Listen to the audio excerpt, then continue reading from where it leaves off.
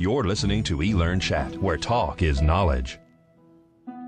Hello and welcome to eLearnChat, our new podcast featuring prominent leaders, shakers and movers in the e-learning and training industry. Your co-hosts are Rick Zanotti and Terrence Wing.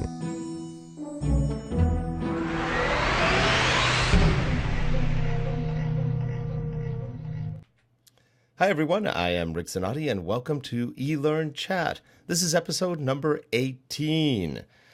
We've been on for about 4 months right now, and with me today is the inimitable Terrence Wing.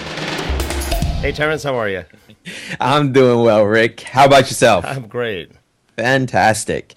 Well, we definitely have a great show, great guests lined up. Well, all our guests are great, so it's great to have a continuing line of great speakers. How many times did I say great in that sentence? About 18. About 8, yep. Some administrative things to make sure everybody's aware of is that you can catch us live here on justin.tv/relatecorp, CORP. You can also watch the show live at the ISD 2.0 Facebook fan page. That's facebook.com/ISD20, and also on the Liquid Learn site at liquidlearn.com. So we are definitely giving you multiple ways of getting around those pesky little firewalls in that IT department that wants to keep you away from learning this great content. Also, we are following the back channel on Twitter and here in the chat room. Now, we always recommend to everybody, even those in the chat room, if you could tweet instead of posting comments in the chat room, that would be great because your tweets will attract more attention too. And we want to grow the show and grow participation as much as possible. So please don't feel chat as to pop into that eLearnChat hashtag and tweet. I think that's all the administrative stuff. And next week, and I'll announce this again at the end of the show, next week, at least according to our schedule, Rick, we have Clark Quinn coming in to talk about his book. That sounds great. And also the show is being recorded and you will see it on vimeo.com/channels/eLearnChat. So we're on Vimeo with eLearnChat. All right. Well, would you like to introduce our guest today, Terrence? Oh, you want me to do the introductions today? Yeah. You're throwing me off. Well, I don't, this guest doesn't need any introduction. Anybody who is a member of our learning back channel or a member of, goes to any conferences or reads any learning and development books, they know who our guest is. And it is none other than Jane Bozarth. So welcome, Jane. Hi, thanks for having me. Thanks for coming. And I'm excited that you're having Clark next week. That's good too. Yay. And the studio audience is array with applause. So you've got a new book out there. Tell us a little bit about the new book. The new book is Social Media for Trainers. Look, I happen to have a copy. Yeah, and I'm showing Social Media for Trainers from Pfeiffer. It's available from Amazon and elsewhere and internationally. Pfeiffer called me up one day and said, we've got a lot of trainers who aren't really sure what to do with the social media stuff. Could you please do a book of activities and things that they can do to extend their practice now? So they didn't really want a book on social learning. Marcia Connor, we knew, was already writing that anyway. So they wanted a book of really specific, concrete things that trainers could do to incorporate some social media tools into their practice. And this was a start. It's been a real challenge just keeping it updated. It shipped, I think, in September, and it has just been one thing. Google changes every day. Facebook changes every day. So, trying to keep it updated has been a real challenge. But so far, it's done really, really well, and I attribute a lot of that to Twitter. So that's great. That's great. And you have a previous book.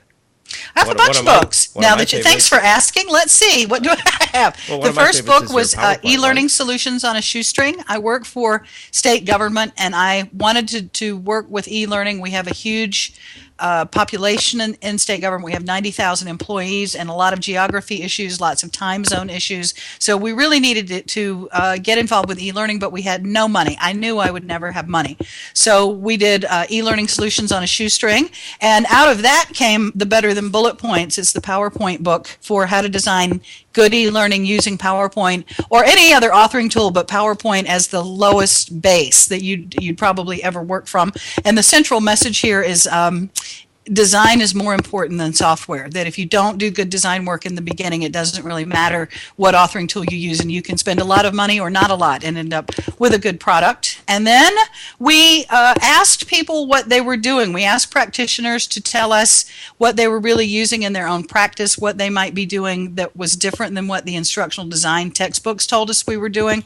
And so this is a compilation of stuff other people submitted, people really using a number of tools for instructional design through the ADDIE framework, from analysis all the way through evaluation. So it's all practitioner created and assembled. And let's see, is that it? I guess that's it for right now. I have done a little bit of work with the Kuzes and Posner lead bunch of materials, not quite as a ghostwriter, but just sort of an assistant writer for them. And I am now moving into the role of editor-in-chief of eLearn magazine, just between now and say the end of May. So I'm pretty busy. Congratulations. And I work. I have a job. Aside from all that, I have a job. But you never plug the job. My job is great. Don't believe everything you hear about state government. I work for good people. I work for really supportive folks who want to see people do well. You run into pockets of problems anywhere you go, but I think state government sometimes gets a bad rap. My boss is 36, and she's great, and she doesn't even know I'm doing this today, so I'm saying that without having to. She's just fabulous. So. Oh, great! That is awesome, and so rare these days to find bosses that are supportive. Yeah, well, yeah, I think, but I think you find that everywhere. I think state government in general gets a bad reputation for that, but she wants to see people do well, and I serve a lot of needs this way, and I provide a lot to our agencies and to other government agencies. So, so they're pretty happy. Great. So let's talk social media. That's what we brought you on here for, and that's the topic of your latest book. So I know that all this stuff should be pretty fresh in your head. How has social media changed the way we should be looking at learning and development from the trainer's perspective? Well, I think it isn't. The social media is a change in the tool. It is not really a change in the approach. People have always learned socially. People have learned socially in the workplace and elsewhere for centuries. I mean, starting with Clark Eldridge likes to talk about the campfire and the Velt gathered around the campfire. We talk, but every time when you think about being at work, when you think about how a new hire learns to enact skillful work and be good at what they do, yeah, they go to orientation, and yes, they may go to some kind of basic training, and yes, they may get some stuff along the way. But most people really learn to do their jobs by having conversations with supervisors that we hope are good and useful and take the form of coaching. They have conversations with coworkers. There's the water cooler conversation. There's the hallway conversation. There's the hey, Joe factor of just stepping out of your office and saying, hey, Joe, I don't remember how to do this spreadsheet, or hey, could you tell me what I need to do about these reimbursement forms? That is learning. And the fact that we didn't always recognize it as such doesn't mean it hasn't always existed. It's informal and it's very social most of the time. But now we have these new tools that enable trainers to be where the learners are in between those formal training events, to be present as people are learning to actually do their jobs and not necessarily just in a traditional classroom. So I think there's a lot of misunderstanding around the concept of social learning as being something new, or that we can manage or control or implement or launch. We just need to figure out how to leverage these new technologies to be a bigger part of that, I think, in the learning and development field. One day not long ago, I don't remember if you were around that morning, just out of curiosity, I did a little Twitter poll. I do not claim it's scientific or unbiased, but I did a Twitter poll, and I asked the question, and 93% of the respondents, of like 150, said that they would really rather buy and use their own smartphones during the workday than to use something the company provided. So people have figured out they're going to get what they want, they're going to get what they need, and they're even willing in many cases to pay for it. And I think we need to make sure we don't miss that. And it's becoming more and more the case. It's sort of the wake-up call for many organizations that are what's the word I'm looking for? For lack of any better word, just downright cowardly and afraid of their employees' growth, that they're trying to stop stop social networking and social learning from happening within the organization unless they can control it or unless they can monitor it and really have their hands all over it. So it's great that these tools are becoming available and inexpensive and affordable for people to use to augment their performance with or without corporate permission. Yeah, and I don't know that I sense that the organizations don't want people to grow. They just, and I'm sorry, I'm going to infuriate somebody now, but I see lots of issues with learning and development, not only wanting to control it, but somehow wanting credit for it. This social learning stuff isn't going to happen if we can't put it in our LMS, or this social learning stuff is great, but how can I measure my role in that? And I think that's where there's a misunderstanding. I think, good or bad, that we are going to be moving soon toward a model in which learning and development is not some separate business work unit that does or does not do these things. I think we're going to start seeing much more learning embedded in the work. But to your point about the trying to control things, now I work for state government. Our governor has told our agencies, now not 90,000 employees, I need to be really clear about that. Our governor has told our agencies that if we are indeed to be transparent and visible to our tax-paying public and accessible to them, then the agencies need to have social media presence. So pretty much all of the North Carolina state government agencies have Twitter and Facebook accounts. They may have blogs. They may be on YouTube. Now, they don't all use it uniformly. Some just broadcast, but our Department of Transportation is doing a lot to using social media to recruit new young engineers from a very difficult to recruit pool. So it's not every organization, and it's really funny. I hear there's another state government not far away that has banned everything, while we're being told we need to embrace it, right? So it's just really a matter of perspective a lot of times from the management. But I read something, and one of my most popular slides shows the day that Alexander Graham Bell invented the telephone, and immediately people started saying, oh my gosh, people will spill company secrets. Oh my gosh, how will we control it? Oh my goodness, people will waste time talking on the phone. We have been through this with every workplace innovation. We've been through it with email. We went through it, I understand, with Excel. There was a big backlash against Excel when it was new because managers were afraid that employees would do nothing but play fantasy football with spreadsheets. I don't know. So, the idea that we can control it is crazy. I don't know if you have seen Ford's social media policy. It's 5 points on the front of one page. And it's basically, don't be a jerk, be clear about who you are, realize that you work for us, and don't tell stuff you shouldn't tell. We can't control it anyway. So, taking a higher road with it, I think, is what really matters. Yeah.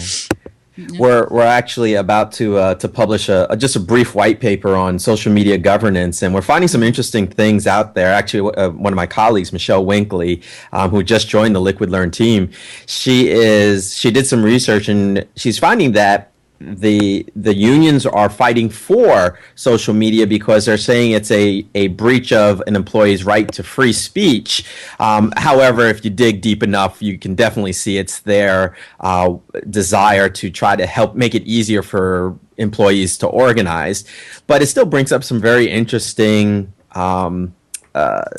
case studies on whether or not it's an employee's right to have access to social media, and that's getting a little bit off topic here, but I did want to throw that out there that governance is having its impact on how we look at social media.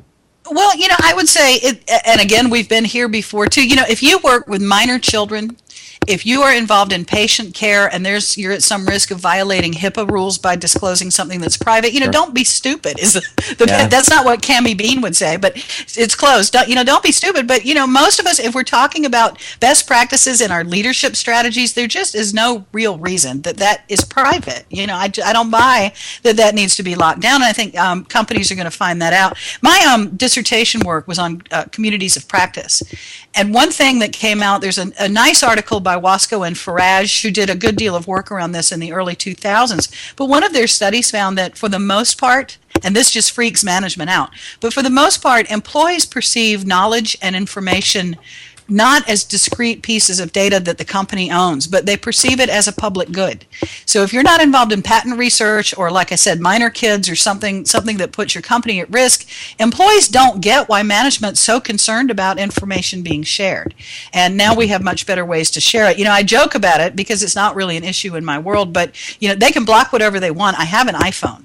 Right, I'm going to go on Twitter. Do what you want with me. But we're past the age that people can control it. I don't know where it got to be this rumor. We were talking about this at Learning Solutions last week, that we didn't have privacy breaches before Mark Zuckerberg came along. People have always leaked data by paper or in a garage in Washington, D.C., or by phone.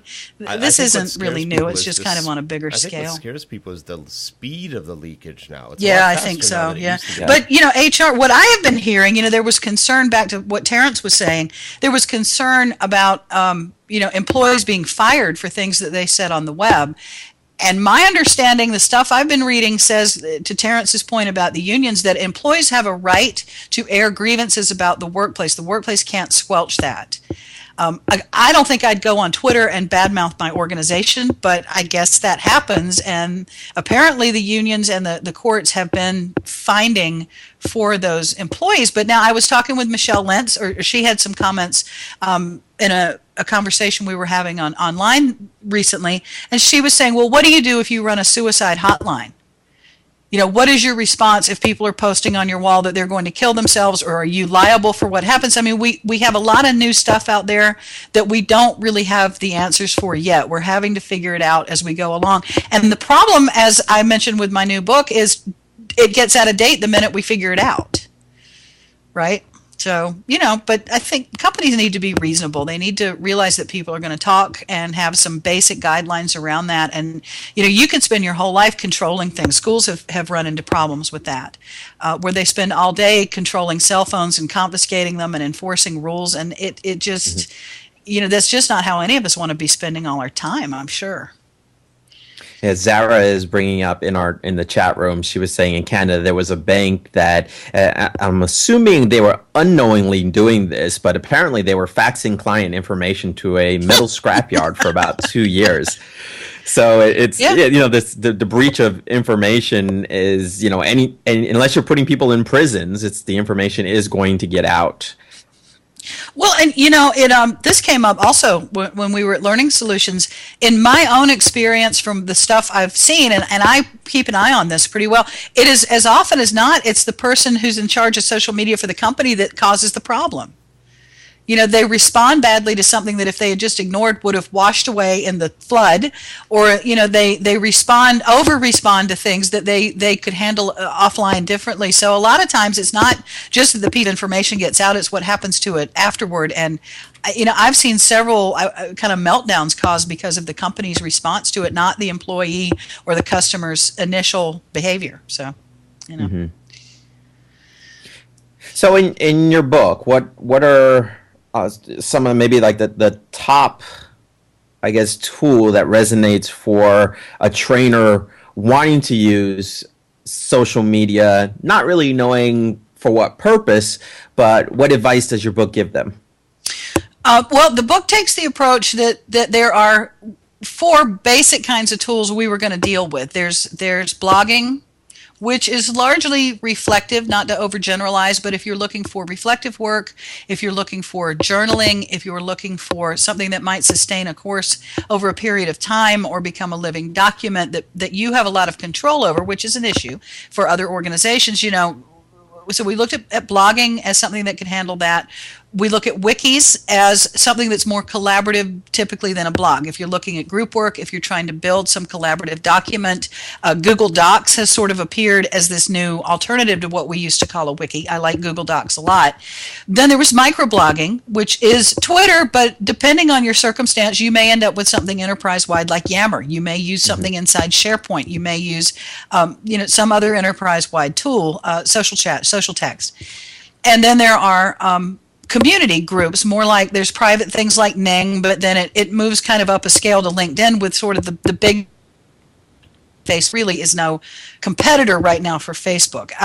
So we were looking at what you could do given that those were your array of tools to choose from. Now there are other things. There's YouTube, there's lots of video-based sites, there's lots of other chat sites, there are plenty of other community sites, and every time I name 10, somebody comes up with 9 more, and I understand that. But we were trying to think of what trainers generally do in their practice. We see trainers who want to host a course, launch a course, support a course using one of these tools.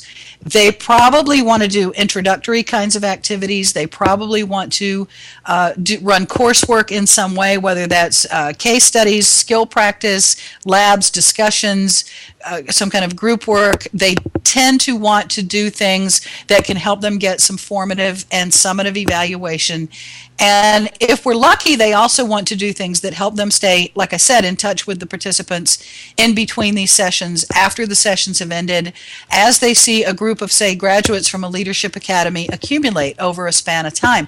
So helping them identify what they're doing now, what they want to do with the social media tools, how they can use those to benefit them, was kind of the central message. And then it's sort of a matter of picking the tool that suits you. A couple of things I warn against is going overboard and saying, oh, well, we'll have a blog and we'll embed some YouTube and then we'll have a course wiki and I should have a Facebook page. You know, pick something and have a plan, have a strategy, figure out how you can be most comfortable extending your own practice with it. And then you can add more things as you go along. But is to figure out how to incorporate them into your practice. I think we got into some trouble some years back in reinventing the wheel when e-learning came along, and we saw this kind of mad rush to convert content to some online format, and it often happened really badly. So trying to help people look at what they're doing now and how these tools can help them replicate it in a way that they will be comfortable with, that their organizations will support, and that their learners will participate in is a real those are some of the decision factors. You know, I like blogs, but in my experience, people in leadership academies just don't have the time to devote to a lot of essay type work. You know, there may be something quicker. You could do a leadership chat on Twitter or a book chat via something smaller for them. But, you know, it really depends on what the trainer's trying to accomplish. But the point is also that you need to participate. This is different than when you launched a course and expected people to post to your discussion board. You know, you need to participate in this and really be a facilitator and not just somebody who's pushing content. Terrence, any happenings on the in the chat room? Yeah, there's some people sharing some of their case studies. Jen Grover saying that she has her company allows for developers to create apps and app solutions and publish them on the company network. So that, you know, it's great that there are companies out there that see the value in collaboration. And Aaron Silvers is out there as well, and he was talking about command and control, that it's not sustainable. So that's I definitely agree with him on that. There's a limit to how far that can go, and we're seeing evidence of that every time you turn the news on and you see some, I hate to call them imprisoned society, but some society that's not free, rebelling up against their an oppressed society, rebelling against their oppressors. So there's definitely a great example happening in real time, real life, regarding the I guess immediacy of command and control, and that it's not sustainable. Well, and like I said, the thing about expending all your energy and trying to control it, look what happened in Egypt. Egypt was concerned about people leaking stuff on Facebook, so they shut down Facebook. Well, people still were finding a way to leak it, so they shut down the internet.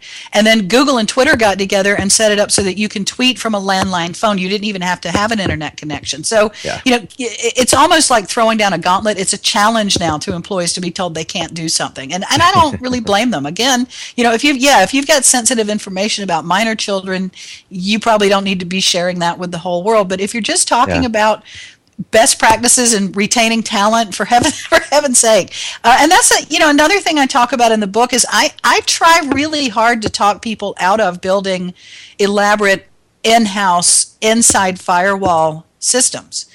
You know, for communicating. I mean, it's great if you've got this real robust 10,000 person workforce of people who do what you do. I am the only one in North Carolina who does what I do. And if it weren't for being able to be out in a bigger world like in Twitter and Facebook and other places where I participate, I would not have colleagues. I would not have peers. And so because I'm not locked down, I'm able to get the information I need. I published a piece this morning in Learning Solutions magazine about building a personal learning network, a PLN.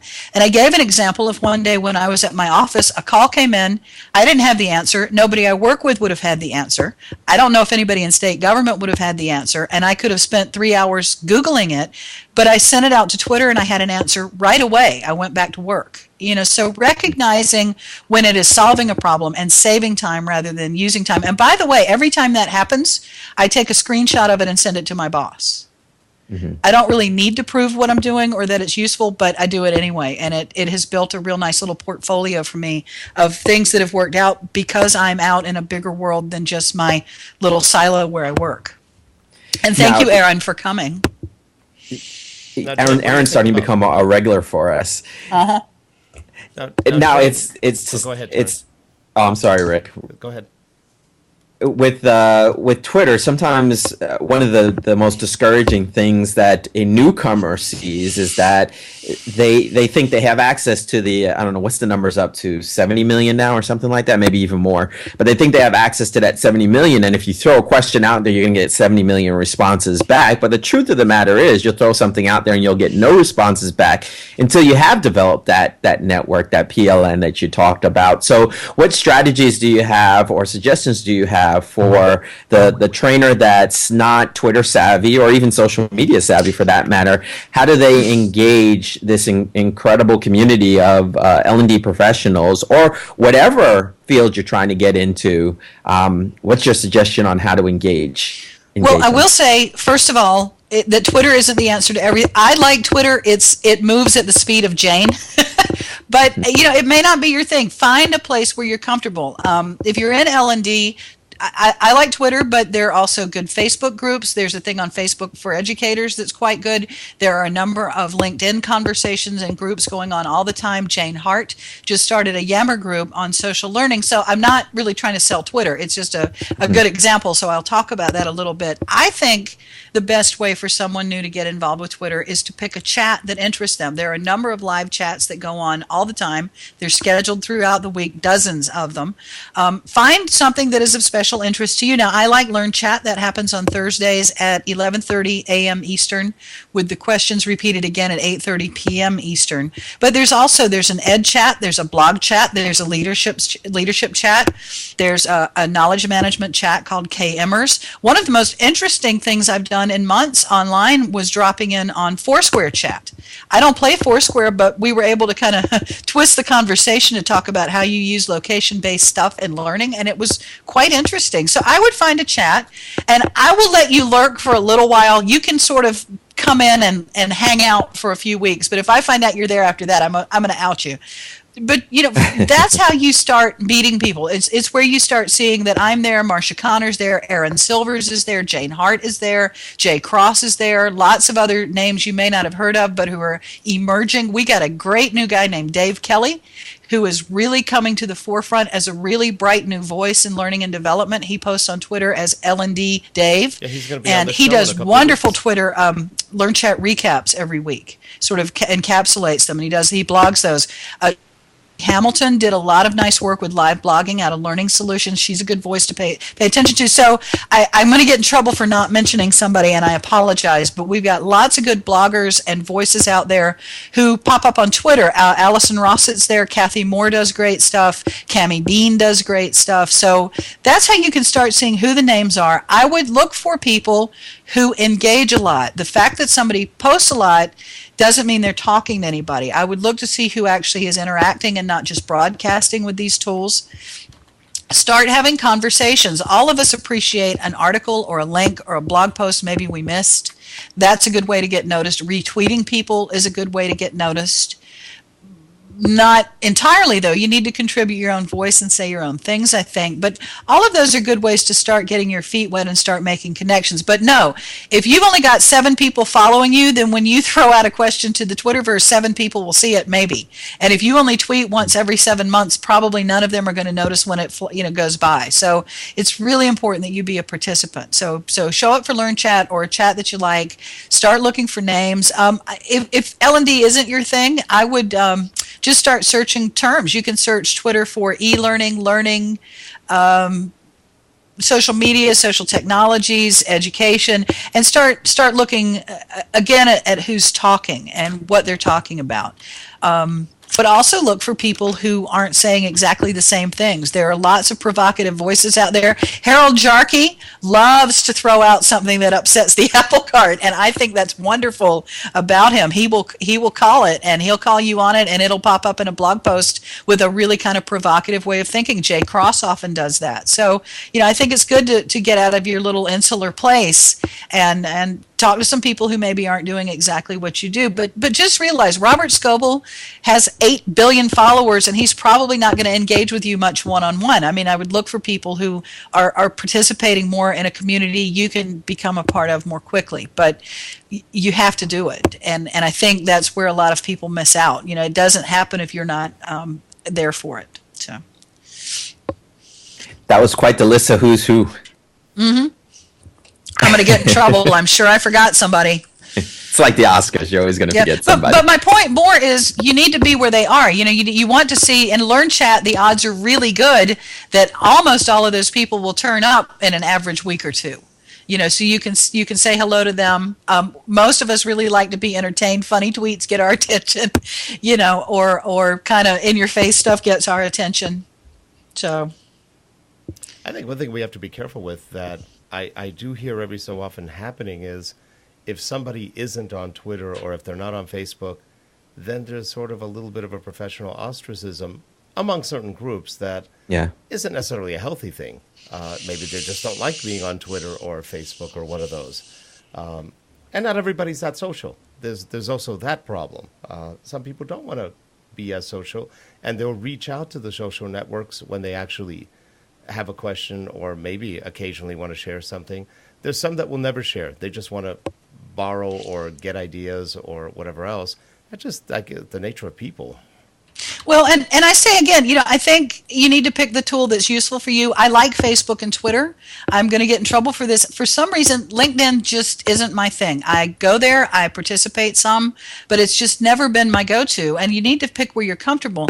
To the point of some people aren't that social. Well, if you're going to be a trainer using social media, you either need to figure that out or you need to deputize some folks or find people around you who can help with that, because it is social media. Using the tool is only a little tiny piece of the equation, but it is a social tool. To the point of some people aren't social, they just want to be able to go out and get what they need and get out. I'm going to throw that back to Terrence and the people who are on chat, who I can't see, by the way. I don't have chat open. I have a real strong answer to that, but I'm curious to hear what others say about football. For one thing, I will say, if you're not very active in the community, it's not reasonable to think you're going to get much back. But because people don't know you're there, they're not noticing you. But I will throw that back to Terrence in the group. What say you about people who say, I'm not social, but I want to be able to go in and get what I need? Well, I think that it becomes, because of the digital aspect of social media, it becomes searchable content. So you could still find, even if you're not social, you could still find value in the fact that other people are sharing. Now, shame on you for being selfish if you're not going to share too. But there's still value for the person that is just looking for information. Now, to Rick's point, and I would agree, but I think that the onus is in part on the person not participating in social media, because it's kind of like on Monday, everybody's talking about the party they went to Saturday. Well, if you didn't go to the party on Saturday, then shame on you. You're not going to have anything to talk about on Monday. So it's not that the invitations are exclusive. The invitations are open and inclusive, and anybody can get onto a social network. The challenge is that the person actually has to get off of their butt and actually start engaging people and coming to these parties, these digital parties, to start building relationships. Because if there's no relationship, then people aren't going to talk with you. What does chat say? Has anybody answered that there, Terrence? Anybody said anything? Yep, we got Aaron saying the onus is entirely on the person who chooses not to participate. Twitter is not a private club, so I agree with you 100% there, Aaron. Dawn saying that workplace and volunteering, you get out of it direct proportion to how you contribute. Don is saying, isn't it part of being a community? You need to participate and share. So it sounds like that everybody's resonating the things that I just said too, that we invite, we're such an open community, and we invite people to come on in. In fact, we encourage it. We love it. We want more people to join these chats and conversations. What more can we do besides hold their hand and, drag them to the party? Right. Right. Well, and, the thing about it, they're not very social. Well, that's what they said about face-to-face interaction. I mean, what else do we have to do?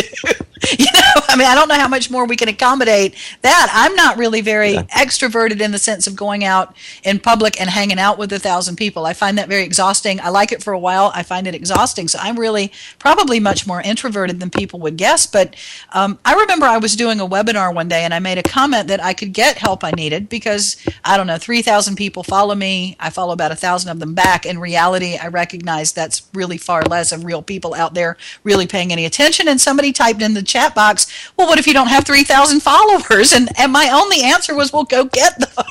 I don't know what else to say, but, you can't get people's attention in any of these places if you're not a participant. How hard is it to share a link? How hard is it to say, this is what I'm reading. Has anybody else read it? What do you think? I'm just not buying that you have to be a debutante to have a simple conversation. And I think even more importantly is the reciprocity. It's okay if you're not doing much else, but for heaven's sake, at least give something back to the community and don't just expect people to keep giving and giving. Right? So. Yeah, I see, and there's so many great success stories of some of the newer folks coming into the community that we've built, and Dave is definitely one of them, but Dawn, who's in our chat room as well, she's one who fairly recently, she's been on Twitter for a while, but fairly recently she started to really engage the audience in Twitter, and I've been watching her followership grow. And I've also been watching, that's Dawn Mahoney I'm talking about. I was going to say, is it Dawn Mahoney? Yeah. And I've also been watching. I can't see the chat, so I thought you meant Dawn Mahoney, but I wasn't sure. Yep. And I've also been watching the content of what she's putting out there, and she's putting out content that is relative to learning professionals, and that's a great example. Her and Dave, Dawn and Dave sounds like a musical group. L&D Dave, Dave Kelly, yes. Yeah, they are doing a great job at branding themselves out there and contributing to a community, and the return is that they're starting to get those followerships. Right. Well, the other thing I've noticed in the last few months, I've noticed there are some people, it came to my attention one day, all they ever do is retweet, or all they ever do is say that's a good idea. They never are generating anything new. And I think at some point as a community member, you need to start leading conversations, or you need to start directing conversations and not just keep parroting. I think that's part of the point of growth. Now, I don't unfollow them over that or anything, but I just noticed recently there's some people that for a long time I thought were really generating a lot, but I realized one day they're not. They're really just retweeting a lot, or saying ditto to a lot of things. So, again, participating, sharing, it's really critical if you're going to succeed here. And if you expect to use this, again, back to our original topic, if you expect to use this as an L&D professional, you cannot learn about Twitter by reading about Twitter. You cannot learn about LinkedIn groups by reading about LinkedIn groups. The only way to learn this is to do it. And I think it's kind of funny, as L&D professionals, we preach experiential learning, and that doing is learning, and doing is how we figure out how to do stuff, but then we want to read a book about how to do Twitter. Come on. I wrote the book, and I still want you to go learn to practice on Twitter. So let's shift off of Twitter and let's go to another social media tool out there, and how are trainers using it? I'll let you pick the tool. Oh, I see a lot of stuff happening with Facebook lately, especially Facebook pages. Now, I will say this because there isn't really an equivalent of Facebook that I can say Facebook or Acme something or your internal product. I think IBM has something that maybe is as robust as Facebook, but I don't know of many other people that have anything that have that much capability. You can use pages, and I think this is it's a really interesting, important point that a lot of people miss if you're a trainer. You can have a Facebook page, and you don't have to be friends with anybody there, and they don't have to be friends with you. So you're not giving up any other relationship to having a Facebook page. They don't see your pictures, they don't see your wall, they don't see private stuff you post. If you choose not to be friends with them on Facebook, then having a page means you have a place that you can post stuff, you can enable them to post stuff. Terrence and I both have pages. I have several. Gina Schreck is very active on her Facebook pages. So when you think about what Facebook enables, it is very, very similar to maybe what we were using a few years back as Blackboard or Moodle. In fact, Blackboard and Moodle both have plugins for Facebook, so you can connect directly into it. But you can have status updates, you can post documents, you can post notes, you can link to other things if you need to take them back to some other private site, you want them back to your blog or back to your own LMS or what have you. You can bring people back through the Facebook wall. You can have pictures, they can upload pictures, they can upload video, and I will say this, I think this is really significant. For any of you who have ever worked with a Blackboard or a Moodle or a product like that, an academic sort of platform, LCMS like that, I've used Facebook several times for teaching courses. I have never had anyone ask me how to upload a picture to Facebook.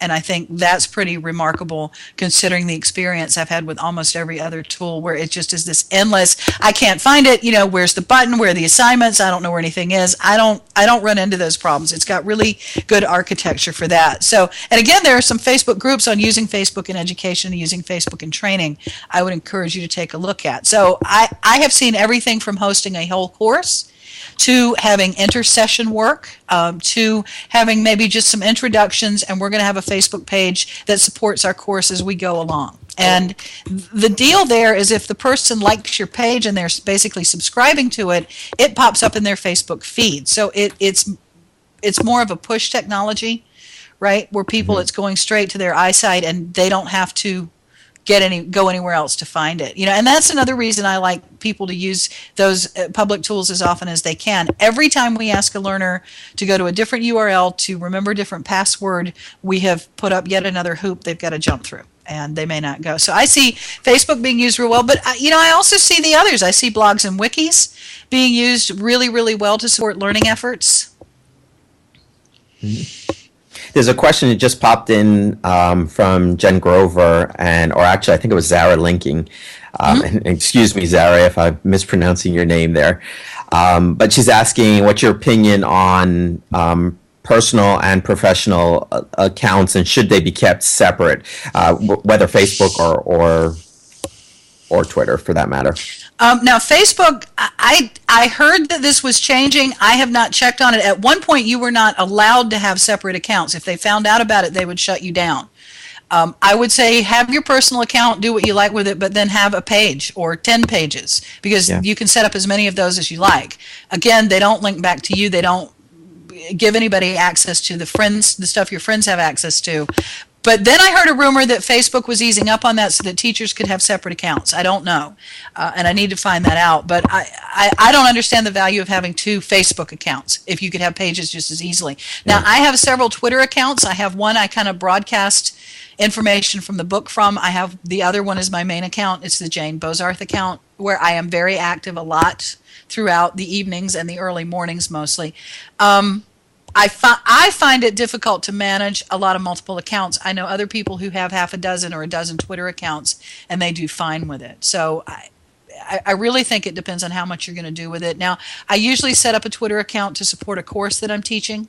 If I've got a specific group I'm working with just on particular subject matter or for a period of time, I will set up Twitter accounts for that course. I'm doing one next week for a group. We're going to do a class session using Hoot Course via Twitter.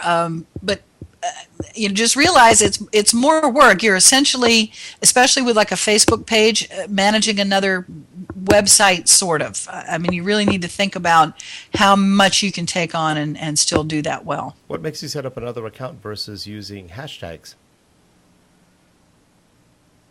For the class, because classes. they're all very new to Twitter, and it kind of freaks them out that we're out in this big public space, and they're even new to hashtags. So I just have a separate place that they can go and they can protect their tweets, and it's the only time I will follow people who have protected their tweets. Otherwise, I block people who do that. But it's just for the span of the course. But you could do it with a hashtag. Now, we were talking briefly before the show started, or as the show was starting, about iframes, and we didn't really get to continue the discussion there. But I was wondering what were your thoughts on iframes versus the FBML? Well, now I've seen what you were just doing with what was it, Captivate and something else. Articulating Captivate. And adding that in. I played around with a public product the other day that the name escapes me, and they're going to kill me because they gave me a guest login that publishes, and what we're talking about for those who aren't following this, you're basically linking your Facebook page back to another web page, but that web page is running your course. It's running something in Articulator, it's running something in Camtasia or in another product. I guess Flash would work, except not on my iPhone. I think it adds a lot of functionality. As we were discussing, as we were opening today, it sounds like it's a little bit more challenging for people who don't have much in the way of programming skills, for people who just want to link or add a status comment or add a note to a Facebook site. I think it's going to be a little more challenging technically, but I like them. I think it's got a lot of potential. I will say this again. People go to Facebook every day. 600 million users. I think I read somewhere that 41% of those users visit Facebook or update status every day or every other day. Now, there are a lot of inactive users, right? But if they have subscribed to your page, that's coming to their face every day. There's a fellow who does a lot of stuff online. It's Richard Byrne. He has a blog called Mr. Byrne Teaches, or Ask Mr. Byrne. And he said, I have a blog, but the students are likely to see me on Facebook before they're going to go log into Mr. Byrne Teaches. So I think you need to realize that if we have the capability of delivering that content that way, and it puts it in front of our learners, then we've met a goal. One of the things I find kind of funny about the conversations we've had about social media the last couple of years is that more people play Farmville than the population of France. And while I am not a Farmville player, it's not my thing. When's the last time the population of France wanted to take your e-learning course? Clearly Facebook got something right. Farmville got something right that maybe we didn't get right. So putting it there where they're already visiting might be a way to get their attention. Yeah. Well, Jane, we're about to wrap I like them. You say something, Terrence. You've been working with iframes. Yeah, I love it because basically it allows you to have the full functionality of writing code right on your fan page. So if you wanted to build a course of any kind, that before with FBML you were really limited, or you had to develop your own app to do it, well, now some simple HTML, and when I say simple HTML, I understand some people don't write code, and I'm not a code writer. I know some basics about it, but I'm so glad now to have that opportunity to start embedding some more dynamic content into a fan page that I didn't have before. Right. So we've been playing around with it on the ISD 2.0 fan page, trying to see how we can apply it. Like every new technology, just because it's new and available doesn't mean it always applies. But this we're feeling that it does apply, and that just like you said, the learners are out there. They're using Facebook, so why not capture those learners while they're in the communities that they like to frequent? And that's not to say every course belongs on Facebook, but think recruiting can be done on Facebook. Anything dealing with your customers or vendors can be done on Facebook. Yep. So there's a lot of opportunity. Yeah. Well, and if we get good at figuring out how to do things like run Articulate or Captivate-based programs there's a lot of content that could be repurposed, that we could be running through Facebook that we developed for some other purpose before. So I think there's a lot of potential. The thing I really love about Facebook is Zuckerberg and Google, actually, is that they're not afraid to try stuff. They're not afraid to change it. They'll change it every day if they decide they want to, and you have to just sort of learn to roll with it. But I like that about them. So you never know what will be happening next week. Okay, we are almost at the end of our hour. Jane, Okay. are you going to be at any shows talking soon? I am going on vacation with my husband. Can you imagine? I'm going on vacation. We go to St. Martin every spring, and then I go to Turkey to present at HR Turkey's training summit in early May, and then I'm at ASTD International Conference and Exposition in late May. I'm at NASPE, National Association for State Personnel Executives, in July in New Orleans. I've got a number of private events along the way. Training Magazine is bringing back its fall conference, and I'll be at that in October. And then I anticipate being at DevLearn in November. So I've got a number of things lined up, but thanks for asking. That sounds great. Yeah, and I need to actually go teach a Google class. I was confused by the time. I thought it was at 3, but it's 2. So I need to run here shortly. But I appreciate you having me. This was fun. Thanks for joining us. Yeah, thank Sure. you much for coming. Sure. And next week we have Clark Quinn coming on the show, and he'll be talking about mobile learning. And he just wrote his book as well, so we'll be able to get some additional information on that. So hopefully everybody joins us again next week. It's been great having everybody. Yay, Clark. Thanks, everybody. Thanks for coming. Thanks, Thanks my everyone. friends in LearnChat for behaving. As far as I know, I'll find out later you didn't, but thank you. And we will see you all next week. Bye, everybody. Thanks a lot. Have a good one, everybody. Bye-bye. Thanks, Thank you. everyone.